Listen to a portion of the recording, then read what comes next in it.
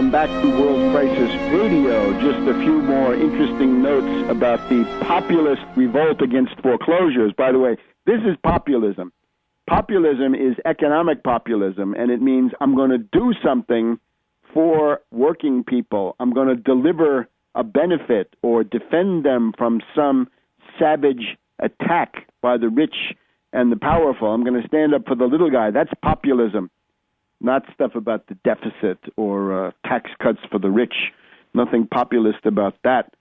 It's got to be about the little guy, the forgotten man. So what we find is that in the obvious vacuum of leadership, because you have this effete snob in the White House, this detached, rich elitist with all of his idiotic social pretensions. In Maryland, the Supreme Court, the highest court in Maryland, on October 19th, promulgated an emergency rule. Judges can now appoint experts to study paperwork in fraud closure proceedings and require lawyers to swear to their accuracy. So their head is in the noose. New York State, the chief judge, the head of the Court of Appeals, one day later, October 20th, issued an order requiring that attorneys for mortgage companies sign affidavits saying that they had verified the accuracy of the documents submitted under penalties of perjury. Cuyahoga County, Ohio, I think it's Cleveland, last week, the county's judges say they will allow mortgage asset strippers, zombie banks, and hedge fund hyenas to get 30 days to ensure their paperwork is sound, or the cases are dismissed. And the comment from a judge in Cuyahoga County, because the court is now on notice about the potential flaw in the system, we decided that we could not turn a blind eye towards that. So here we now have a situation which this is better than nothing. The situation is becoming somewhat chaotic. What we need is the new Fraser-Lemke Act, the new blanket federal uniform, predictable, certain ban on foreclosures on primary residences. That includes family farms. Let's make that obvious, too. No foreclosures on family farms. We need them.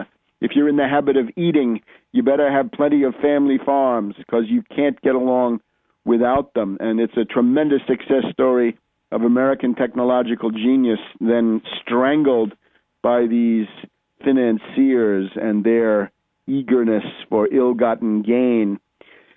So remember also, for your own self-defense, right, it's time to fight foreclosures. If somebody tries to foreclose on you, fight, fight, fight. The slogan, produce the note.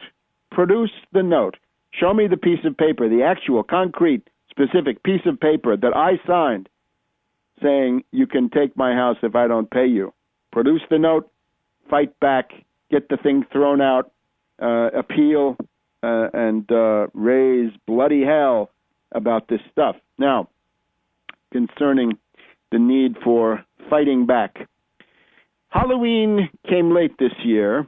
The austerity ghouls and the austerity vampires have now come out of their caves and their other hiding places. And the interesting thing is that behind all of this, and this is the big overarching consideration, Peter Peterson, the Peterson Institute for International Economics here in Massachusetts Avenue, and other tentacles of Peter Peterson are behind not one, but two gangs of austerity ghouls and austerity vampires.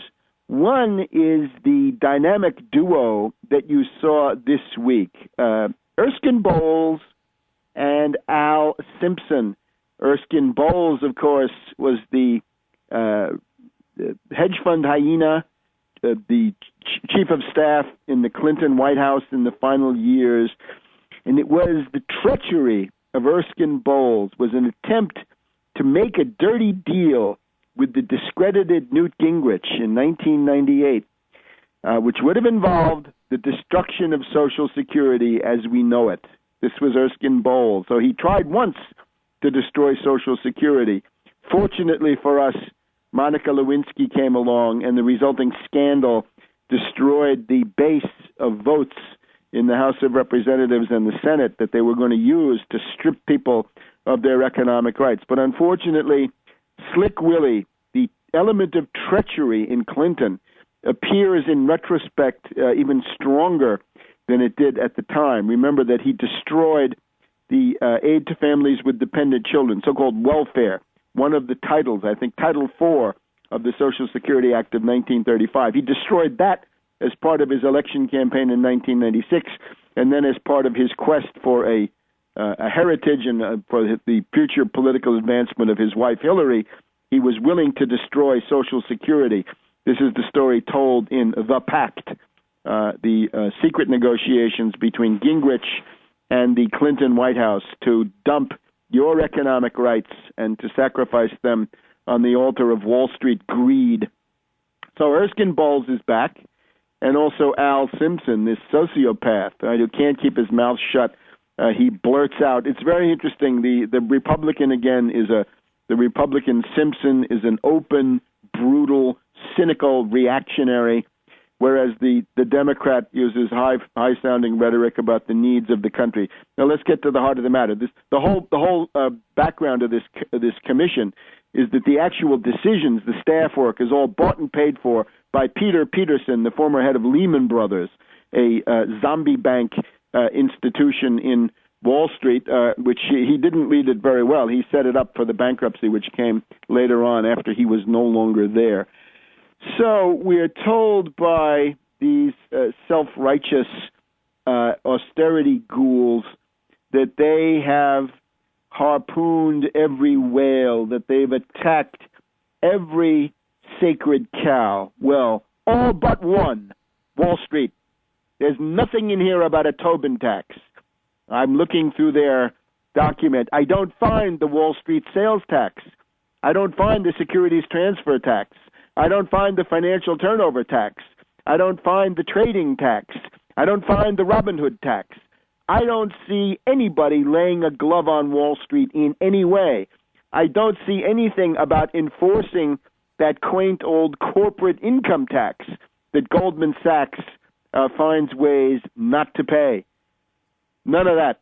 So they say that they've challenged every sacred cow. Well, I'm afraid this is not just a sacred cow. This is the 200 megaton elephant in the room, the stubborn refusal of the BS Bowles-Simpson Commission to do anything to make Wall Street pay their fair share of this monstrous financial crisis, which they're responsible for creating. And instead, in line with the obsession of Peter Peterson over decades, they want to rip it out of your hide. They want to take it out of your Medicare, your Social Security, and your economic rights.